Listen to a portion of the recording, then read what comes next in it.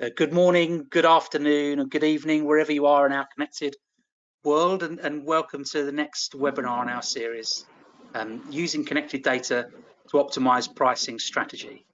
I'll introduce myself first of all, and then I'll introduce the session. So my name's Andy Waller. I'm the head of strategic partnerships at Datamatics. In my 30-odd year career, I've worked in some major agencies in leadership roles, and believe it or not, once upon a time, I actually look like this picture.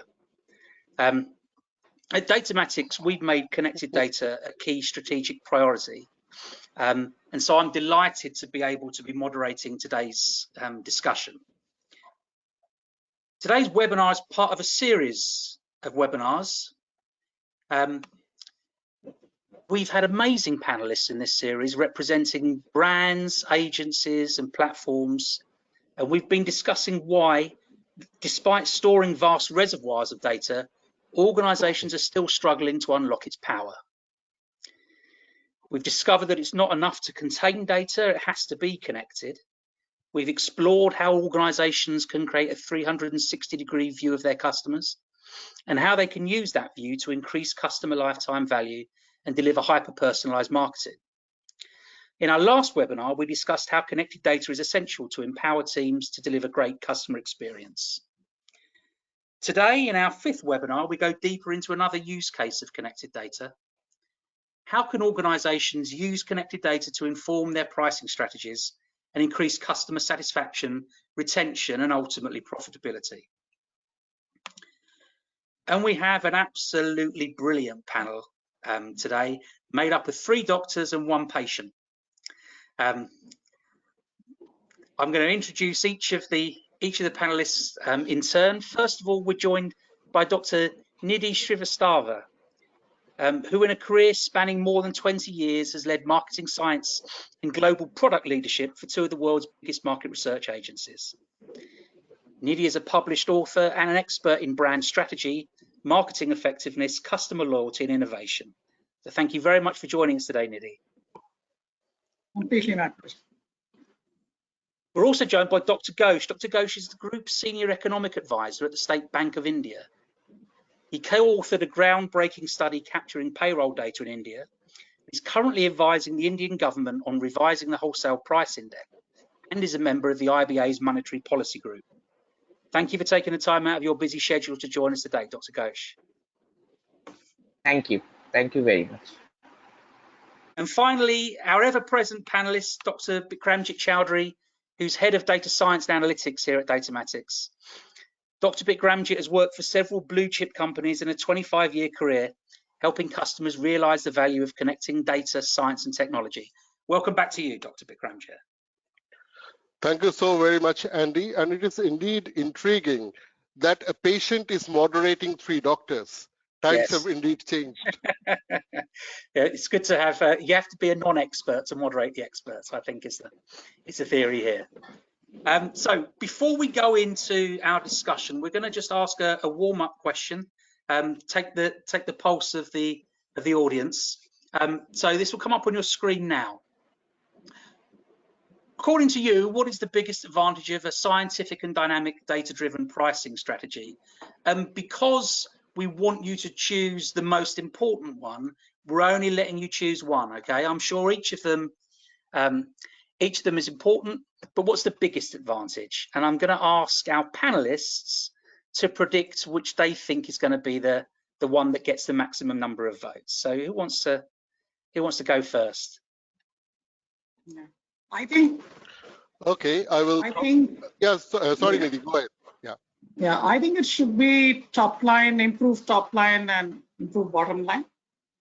Yeah, I think that's probably where things sort of come to fruition. But yeah, all those are very important. So I'm looking forward to. Yeah. Thank you. Yeah. I will concur with that. So because it is more of the outcome and hence something that possibly there would be a high inclination of picking that option up among all the 5. But yeah, all the five are important. I think it depends on the organizational status. It depends on various other factors. But yeah, I will put my bet on the first one, improve top line and bottom line. Yeah, And Dr. Dale? I also should prefer the first one, but actually the first one is the effect and the others are actually the cause. So if you have greater customer satisfaction, profitability, then only you can have a better top line and bottom line. So from that Correct. point of view, I think this is an effect, and this should be always the advantages of a pricing strategy, which is more data and analytics driven. Yeah, okay, brilliant. Then to be controversial, I will go for increased customer profitability. Yeah. Just so we can have a just so we don't all go for the same thing. And let's do we have the results, guys? Can we see those? So I almost got the least one.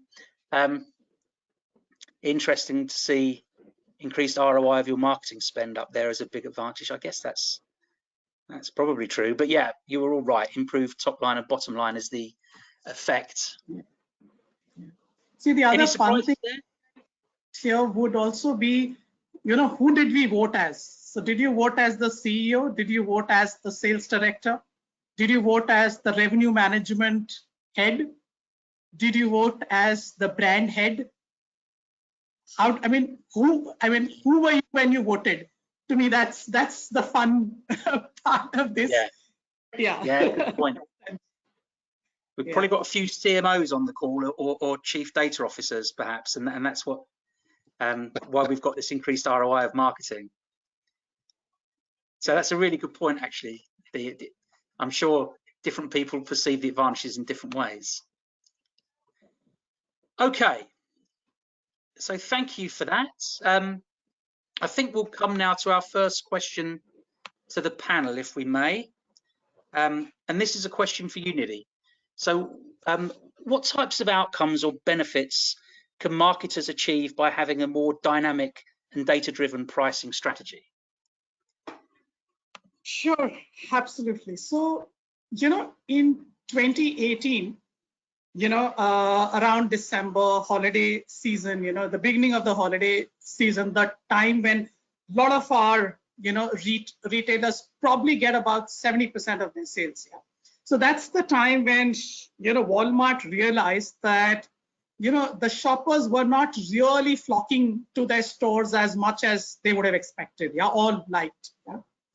So what Walmart did is that it responded within days, just a couple of days, by aggressively cutting price of 24 popular items, and by just taking that one quick action, changing nothing else, they regained lost ground, reported an average same-store sales increase of about 4.3% over previous December. Yeah, to me that possibly is the most fundamental sort of articulation as to what's the importance of dynamic pricing, data-driven pricing, and of course, what's the importance of pricing per se, right? So see, fundamentally, I could grow my sales in multiple ways. I could grow my revenues in multiple ways, right? I could put my marketing, my advertising into action. I could look at some product strategies, but to me, pricing is fundamentally the moment of truth, right? Where, let's say, that's the key cutting edge where the way your marketing has worked, all of that sort of comes to fruition, which is how consumers respond to the prices that you have set in market. So obviously something like pricing has multiple impacts, and some of them are like clearly obvious, right? We could be driving value shares and volume shares. We could be looking at penetration. We could be looking at building relationship with consumers. We could be looking at, let's say, driving portfolio strategies. But fundamentally, at the end of the day, as of course the polls also indicated, right? A 1% increase in price we have seen almost translates to almost 7% impact in terms of profits, right?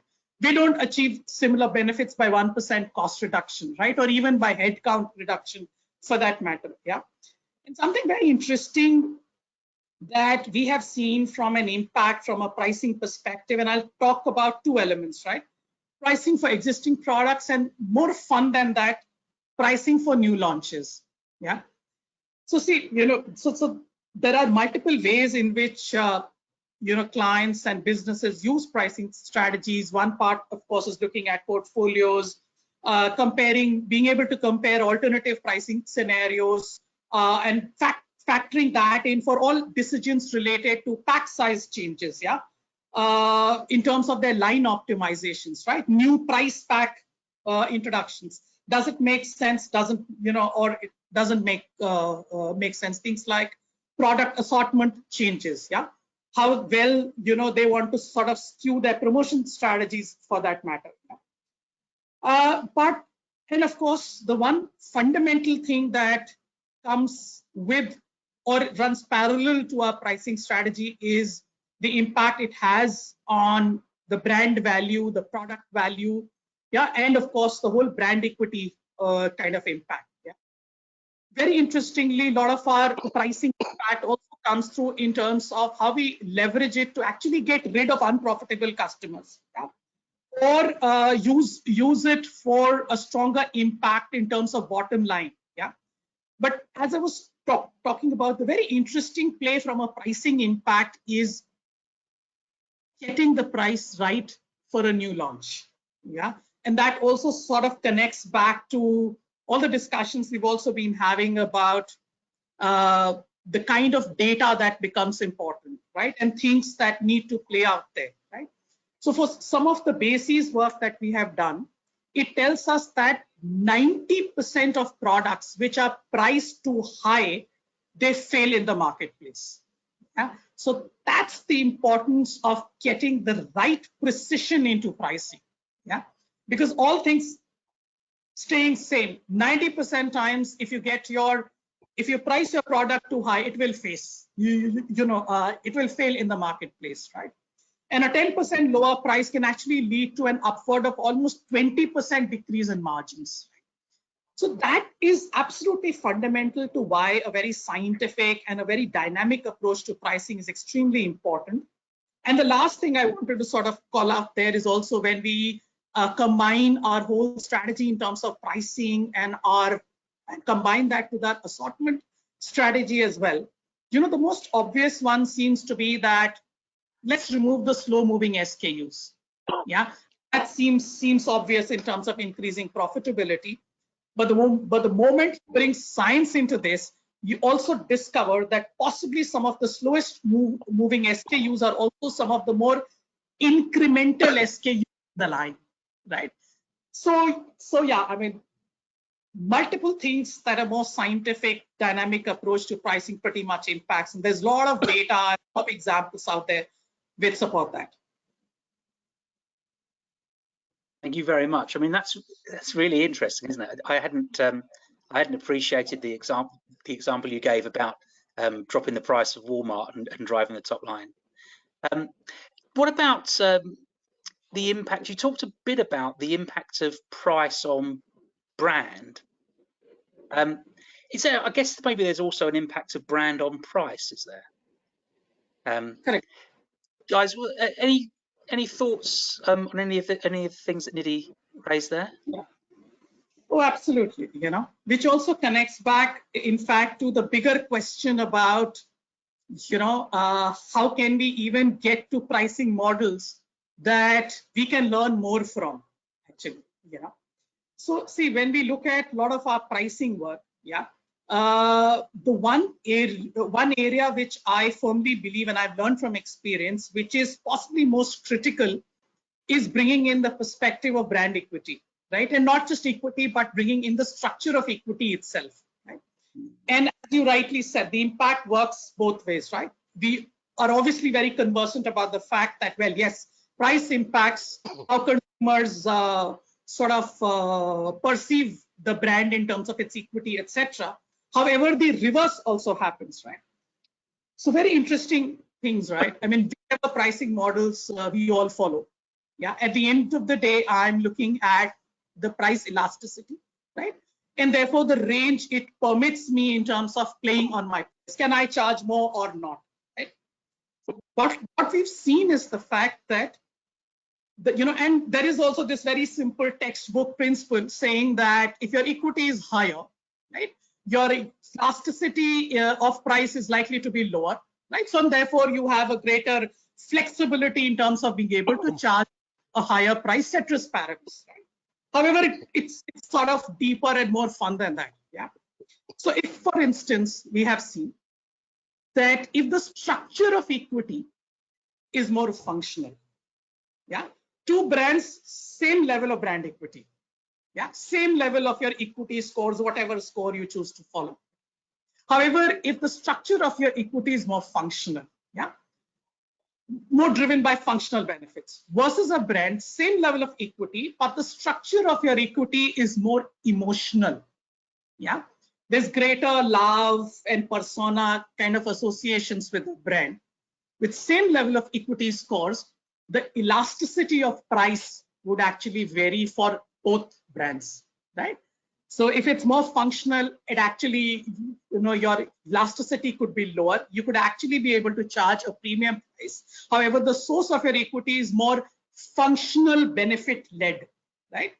You're likely to, you like to sort of face some challenges in terms of being able to charge a higher price, or the elasticity of price could be lower, right? So this is one straight off example as to how the reverse holds true as well. The other very interesting thing, which I will sort of talk about and then leave that as a point of discussion. So we were working on these big, CPG giants, so Coke and Pepsi,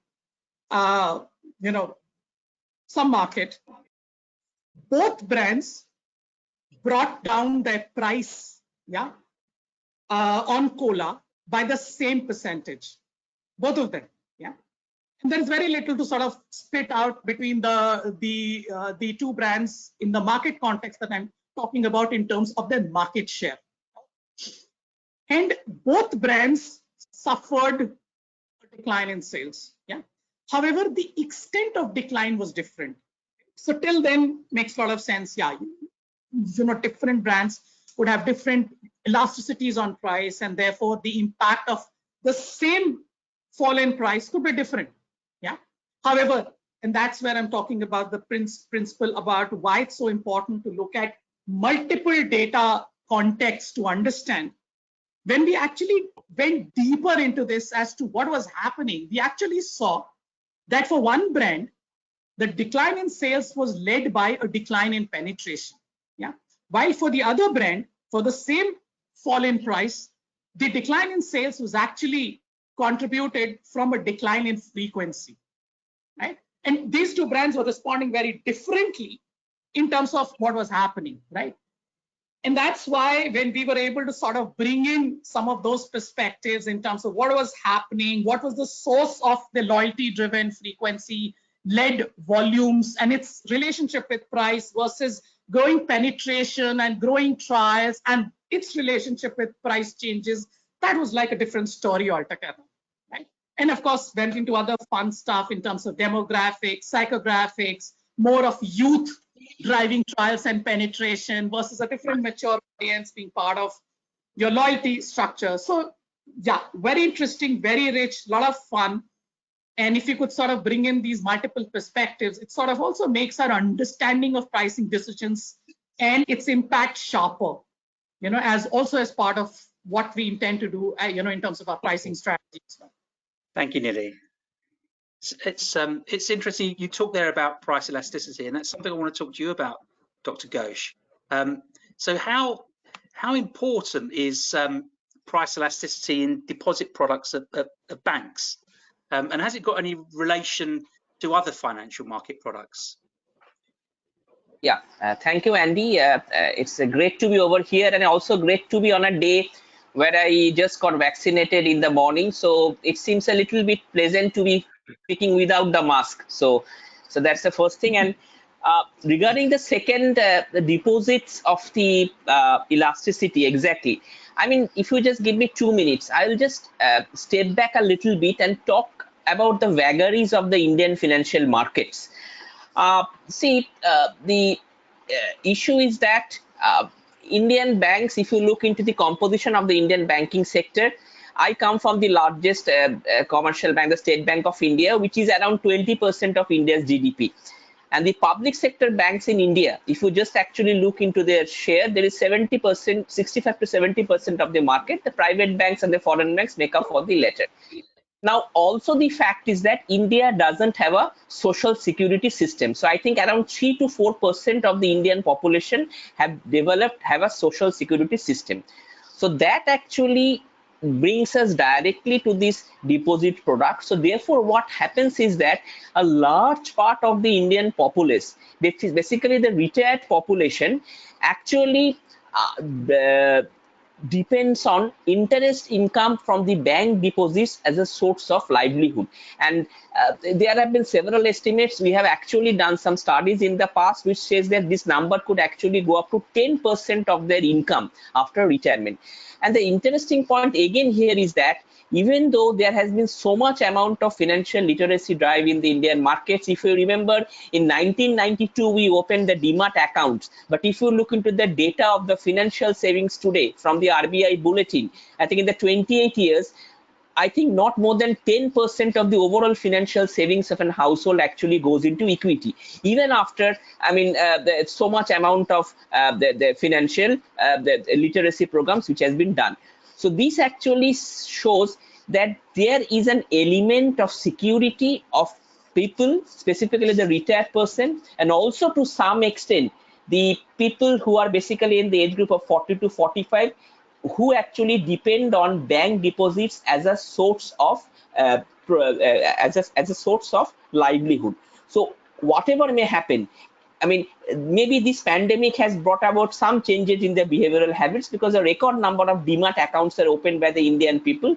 But still, I believe that a large part of the Indian populace depends on bank deposits as a source of security. And this becomes, I mean, and specifically the public sector banks. So under the circumstances, what happens is that sometimes it becomes very difficult for this, I mean, for the elasticity concept to take full stage, because exactly, I mean, given the fact that, for example, there is also a sense of security, for example, in different parts of India. For example, in the eastern part of the India, and that is another reason for this elasticity, inelastic nature, is that in the eastern part of the India, people are more secure if they keep their money in banks, rather than in the western part of India, which is a little more financial developed. So if I take all these factors into account, typically what happens is that bank deposits, I mean, are largely, I'll say largely, not fully, interest inelastic because of the security factor.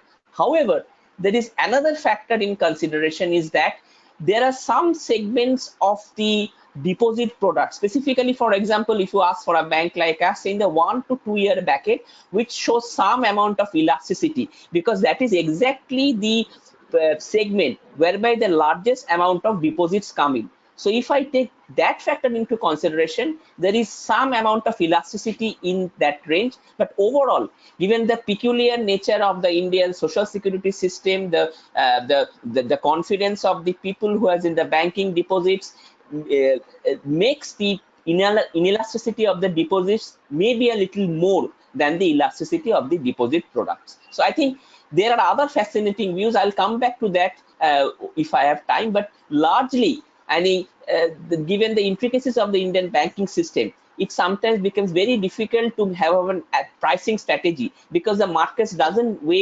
behave in the way as a typical the other markets or another consumer product market should look like. Thank you, Dr. Ghosh.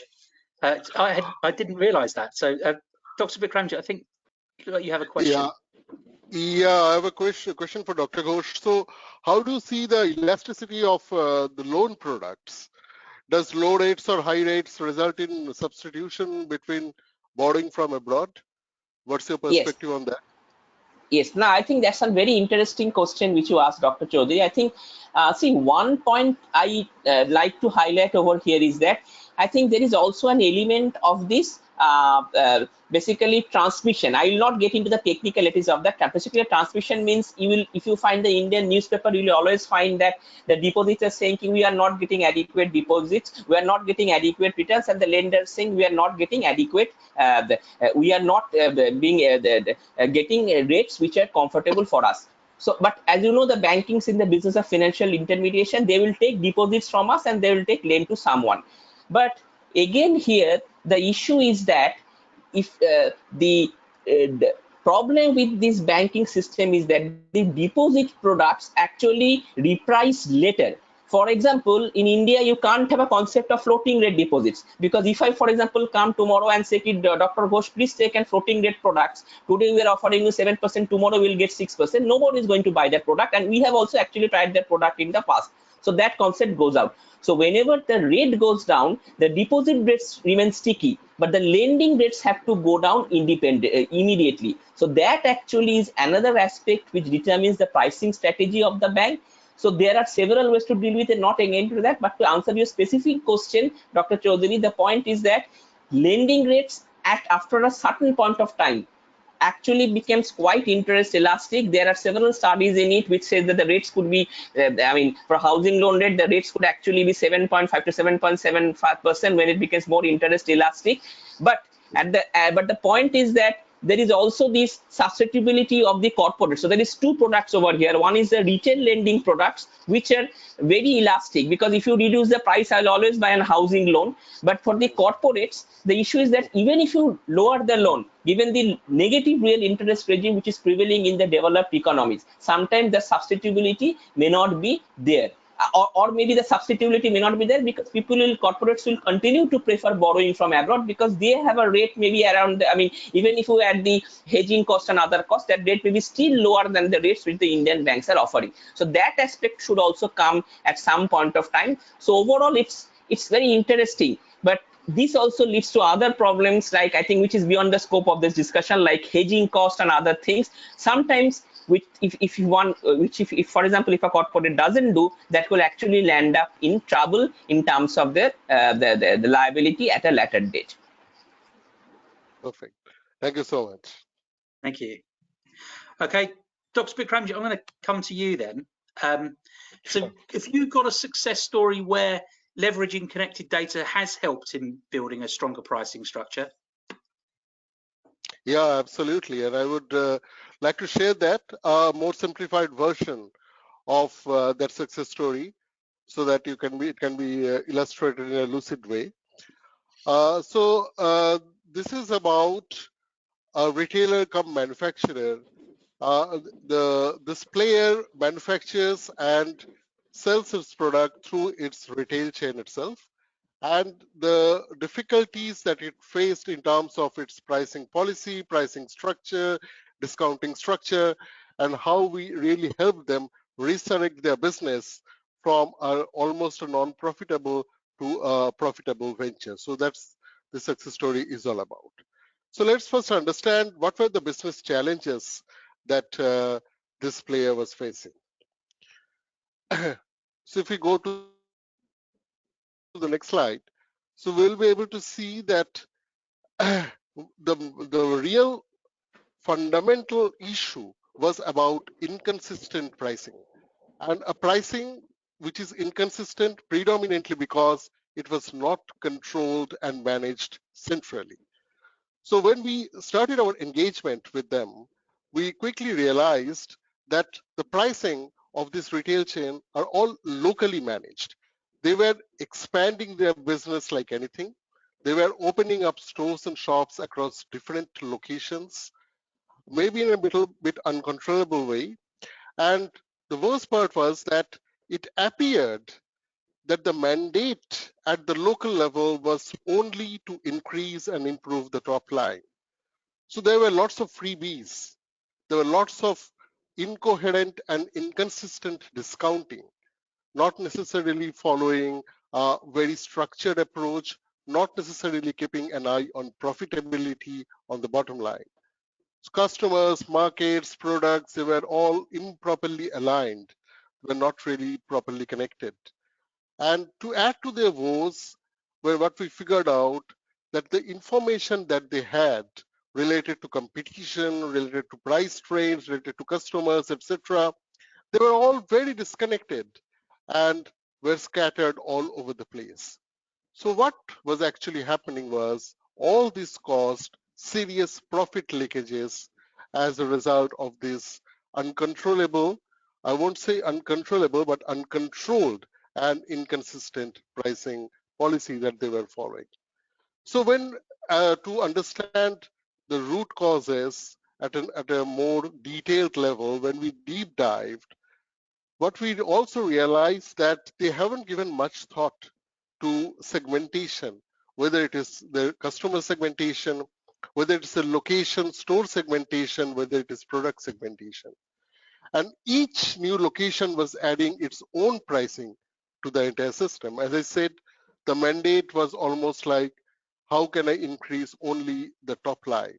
So the discounts were very prolific and not necessarily very favorable for overall holistic business performance.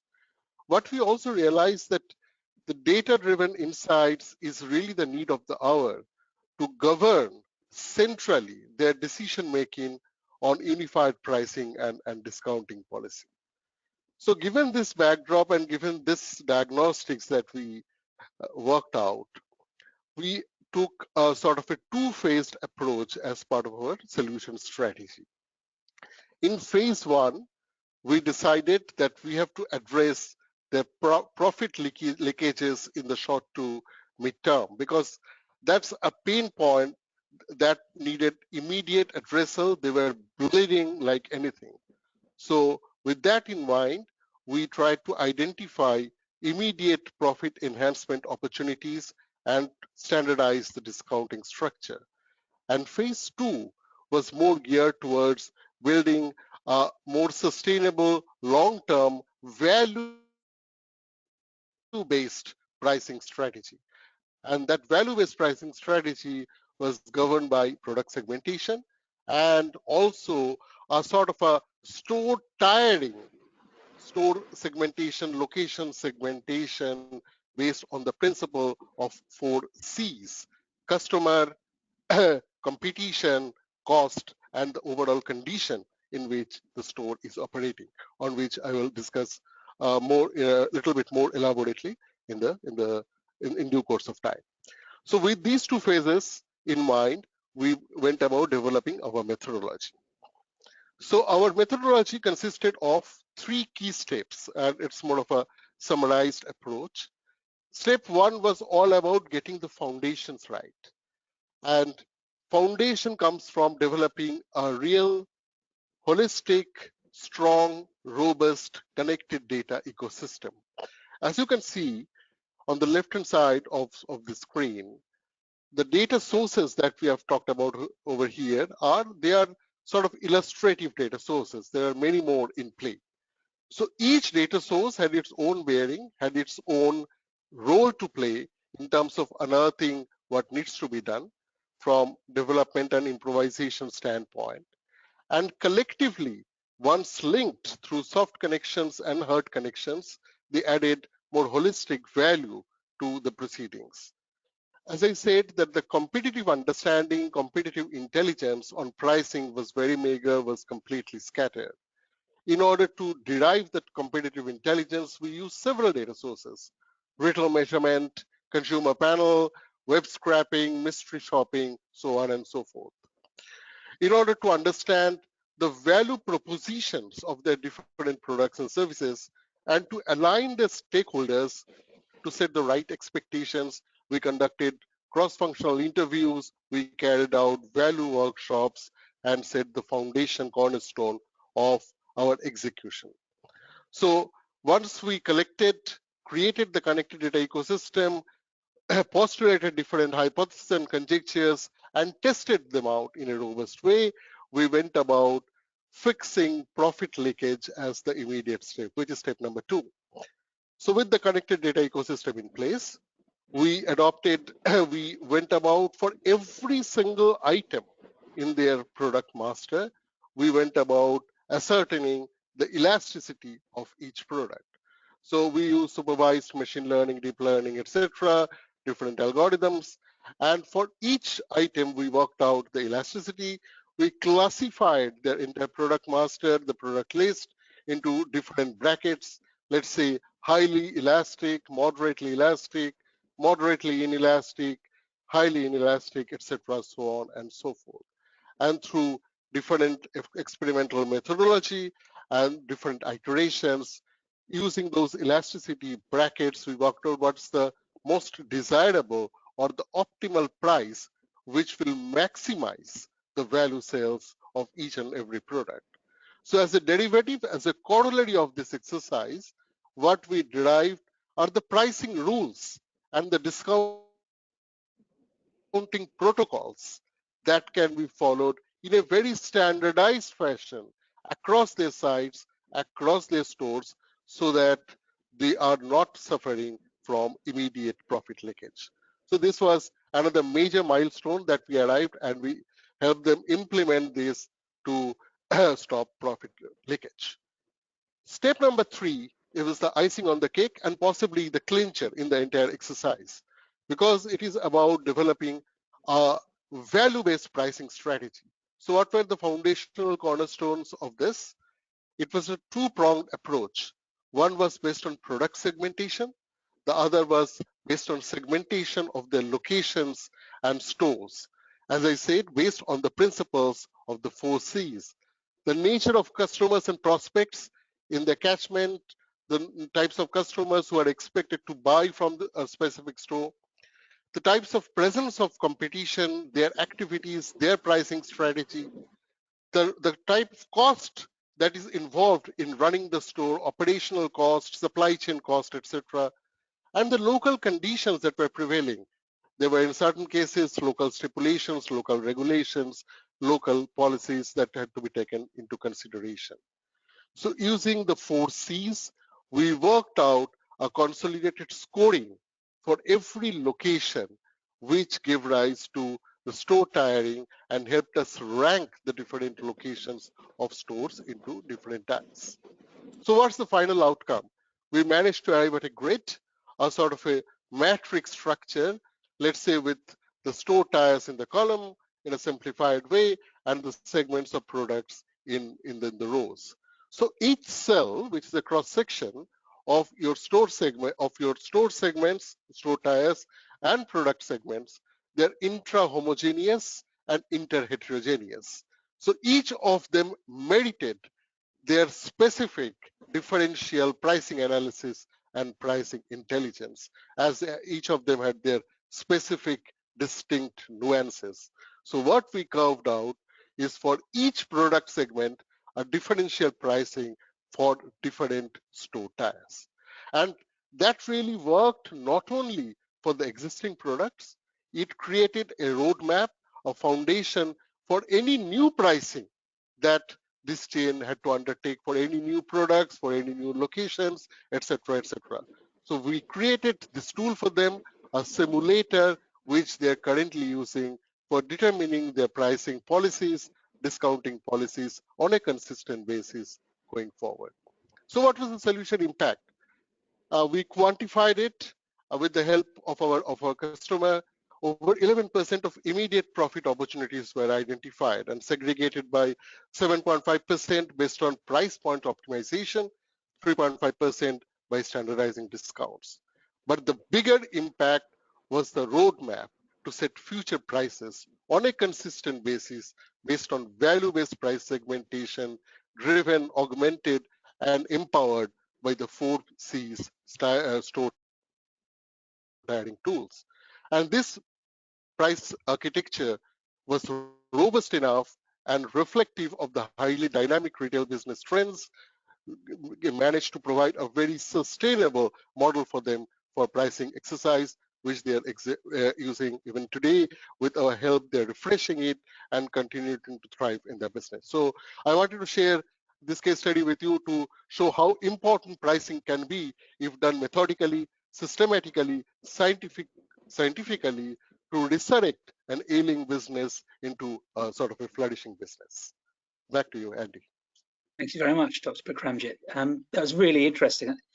Nidhi, Dr. Ghosh, any Any comments or questions? No, I think this connected data, I think, is a very fascinating data. Let me just give an example of the connected data which we use on our banks. For example, see, one way of looking into the connected data is basically connecting the dot of the unstructured data. So, for example, if you are trying to say for a home loan lead, another loan lead, what you typically do is that we try to see whether this person is identified or say speaking on any of the social media in terms of an I mean, say just an example of social media in terms of whether he or she is interested in a home loan product, and then you try to connect the dots. So that is one way of looking into the thing.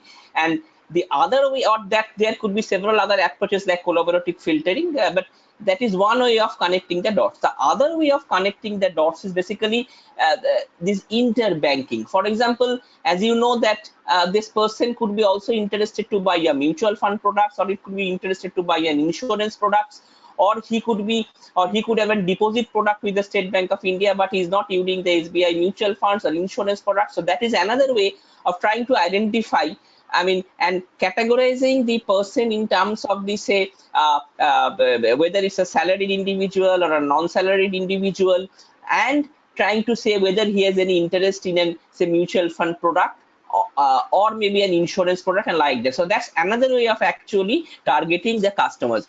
And another point, I think this connected data is actually a huge impactful data. For example, I'll give you an example over here. In the current pandemic, as you know that there has been a lot of demand that the people were unable to take loans from the banks because the banks were closed. But do you know one way of how we maintained our loan book growing at a rate which was, I mean, not so low, but not so much, but at least at a decent rate, was that there is a product of us which is typically we call the unsecured loan book. Now, in this unsecured loan book, a large part, this is basically an express loan which we offer to our customers. Now, in this express loan book, what we had done is that we identified our this customer data segmentation, and then we found out that which of these people were actually the salaried class or the government employees, because these people are mostly protected in terms of the salaries in terms of income. So even if there may be a job loss or an income loss, this person are the least likely to be impacted. So therefore, in this way, we actually made this product business cycle agnostic, and and today this product is giving us the maximum returns in terms of the maximum growth, and the level of bad asset quality in this portfolio is on the lowest side. So there are several ways to look into it, but I think typically we do all sorts of this. So I just gave two examples and a specific example of a loan product which we do. How do we do the business? Thank you very much. And it's perfect. I was glad to hear for a second. Go ahead. Yeah, so sorry. Yeah. Go ahead, Nidhi. Sorry, Nidhi. Yeah, go ahead, Nidhi. No, just one thing I wanted to sort of talk about, that for us, the most fascinating thing about connected data in the last 1 year or so has been, how do you factor in the current impacts from the pandemic? Yeah, I mean, that has been like the biggest question for anything we've taken to our clients, whether it is on line optimization and SKUs and pricing kind of questions as well. Yeah. And for us, the most interesting piece there in terms of bringing in connected data into our pricing models and the science behind it has been going back in time, yeah, to, let's say, the time when you had SARS, yeah, and how did different categories respond, yeah, what was the impact, yeah, before, during, when it was tapering, and when the crisis ended, right? Even going back, because in some markets, it's also not just the pandemic, it's pandemic combined with some recessionary trends as well. So there's been an economic impact also as a result of the pandemic or outside of the pandemic. Yeah? To me, that has been the biggest use of connected data, in fact, in the last 12 months or so, which is going back, doing those models, bringing the learnings from those models into what we are doing right now, and creating simulations about saying, well, if this is what persists for the next four months, then this is what you're likely to see. If this persists for the next 12 months, this is what you're likely to see because this is what we learned from SARS. Or this is what we learned from economic recession. Yeah, to me, I think that has been the most fascinating thing. Besides, of course, the usual stuff that we typically use, which is World Panel and equity and a lot of the other stuff, including consumer psychographics. Yeah. Sure. Very interesting. Absolutely. Dr. Bikramjit, you had something you wanted to say as well. No, I was just thinking of reacting to Dr. Ghosh's articulation. So how have you seen connected data actually impacting the landscape and the approach of the world of economists, not only nationally but also internationally? Are there more data sources that are currently being leveraged? Is it sort of more real-time data that's really helping, the velocity of the data, the size of the data, the approach, methodologies, especially related to pricing? Of course, you gave lots of examples of India, but if you look into cross-country sort of comparison, you do a lot of work for China, for the emerging markets, etc. So is there anything interesting from an insight standpoint that you would like to share? No, I think this is a very interesting point. And on a lighter note, if I answer your question, I think the most promising field without any bias today is you do a computer science application and then get into economics big data. So that's actually the best way of looking into the thing right now, because the point is that I think I remember when we were doing our PhDs, this was mostly development economics, but now today economics has largely fielded and completely converged to the area of randomized control experiment. This is commonly called the RCT, and as you know, there has been Nobel awards have been given in the field. Now, having said that, I think yes, I mean we have worked on these big data analytics in other countries.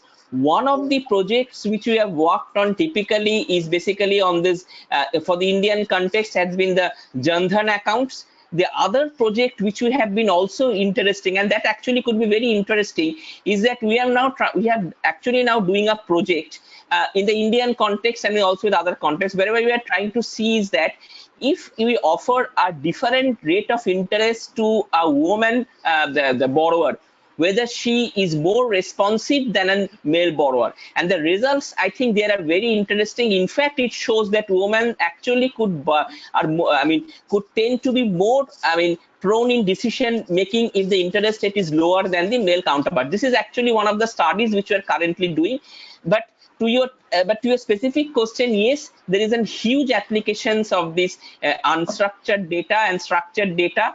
This is a very fascinating world, and in Indian context, if we come back to the Indian context, because India is actually the most fertile ground, we have 40 crore Prime Minister Jan Dhan accounts, we have 8 crore Ujjwala accounts, the Prime Minister Ujjwala scheme, basically the LPG cylinder. We also have, I think, around 10 crores Prime Minister Awas Yojana. We also have, the government is now also developing an organized sector database. So actually, if you link up, and there is a Mudra loan database where the small borrowers are given, just just not using the term. So I think if we integrate all these database, and which is not a difficult task, there could be very fascinating results in terms of real-time policy decision making, which in fact the government is doing to a significant extent. We have actually given suggestions also to the government in terms of the policy that why not do these things. In fact,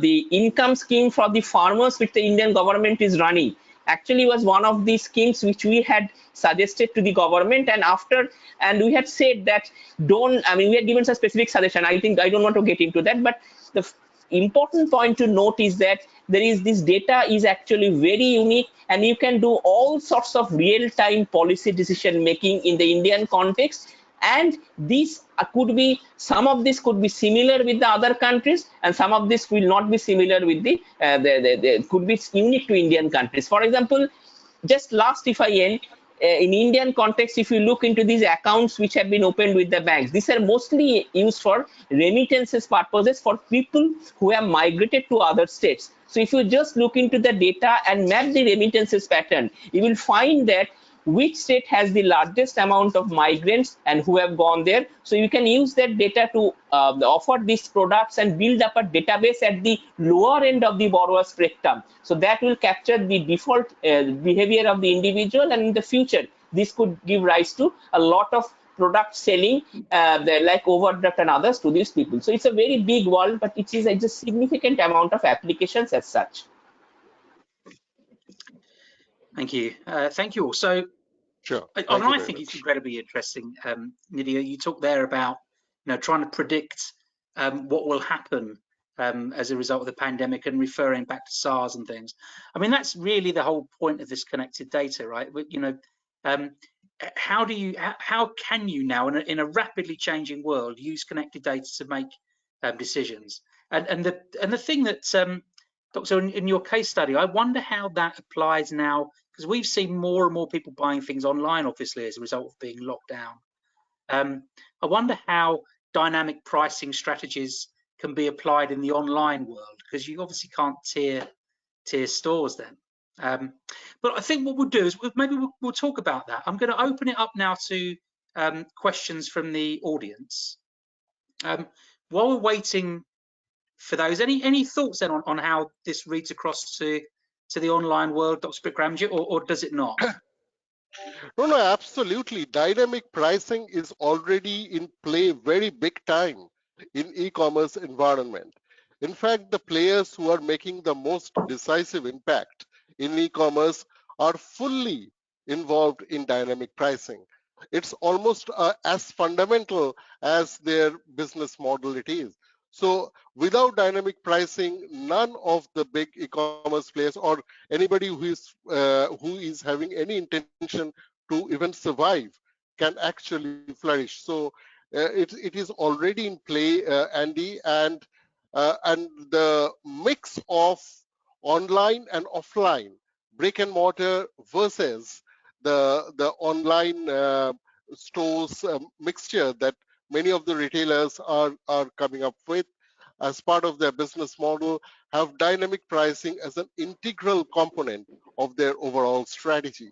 So while for their overall strategy, the other P's are also very much into play. The part of pricing is one of the market part of the marketing mix, but possibly in most of these scenarios, if I have to sort of single out the P, which plays the most decisive role in their marketing strategy, it will be pricing. So dynamic pricing is already in play big time in the e-commerce world as well as in the brick and mortar plant. Thank you. Yeah. Okay, we've got our first question has come through. So Nidhi, I'm going to ask this one to you. How do you know when the current pricing strategy needs to be modified? And that's a question there from James. Sure, I think very interesting. Okay. See, so there are two ways. Okay?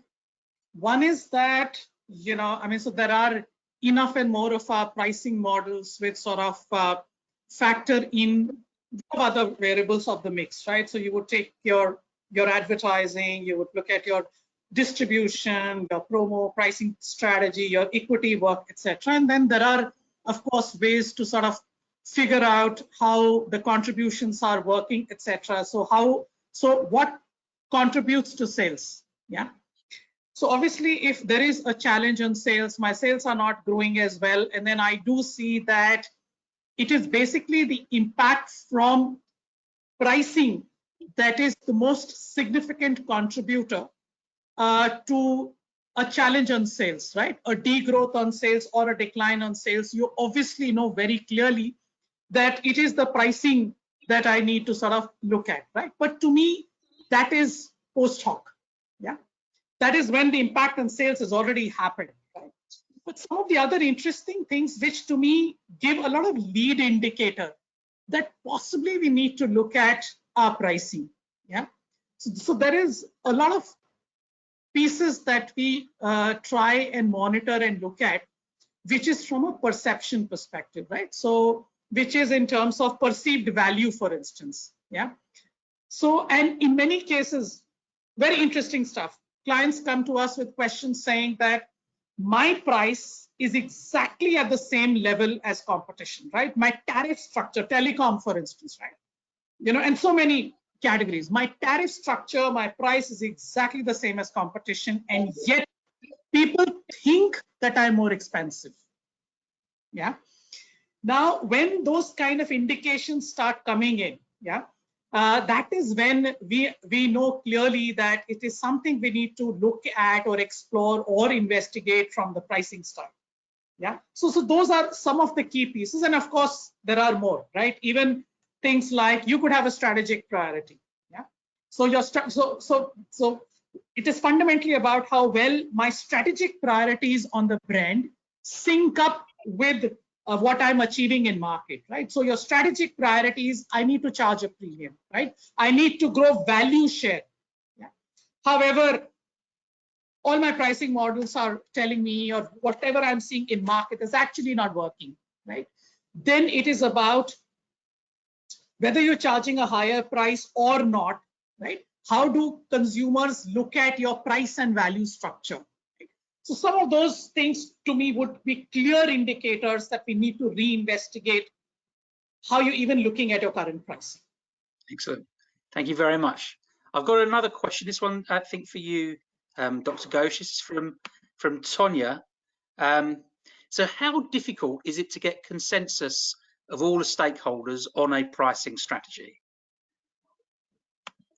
See, I think it's a very interesting question, but for a sector like the banks, I think since it's a product which is based for mass the consumption, I think that consent may not be as important in this case.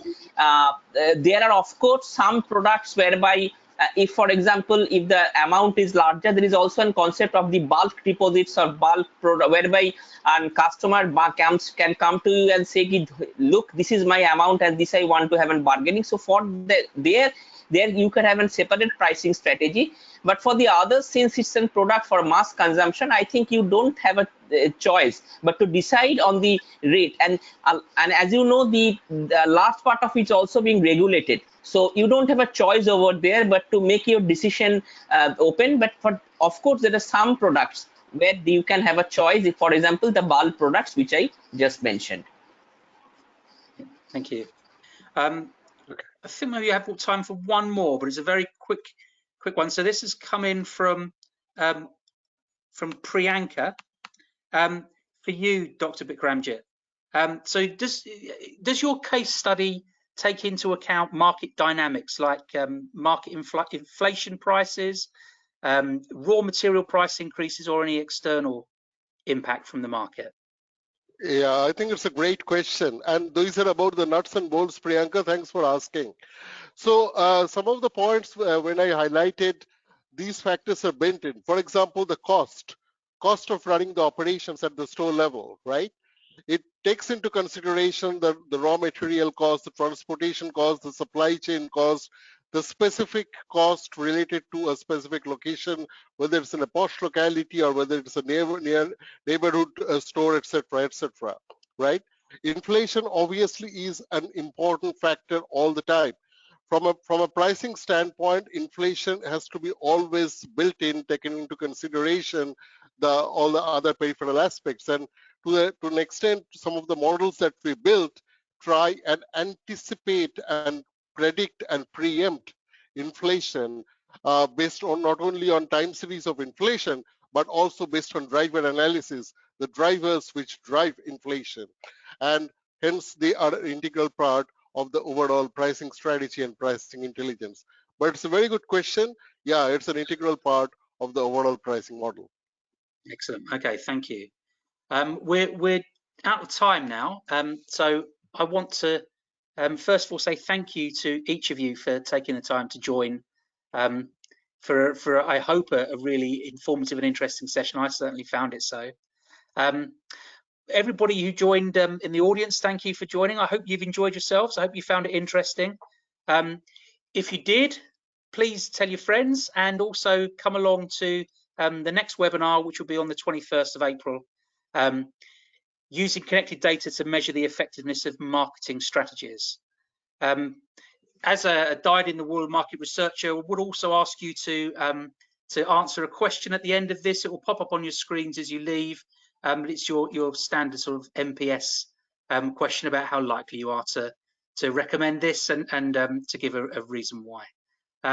So again, thank you very much. This was fantastic. Thank you for your time, to my fellow panelists, and we'll see you all in April. Thank you very much. Thanks for having us over. Thank you. Thank you. Thank you. Bye-bye. Thank you. Bye-bye. Bye.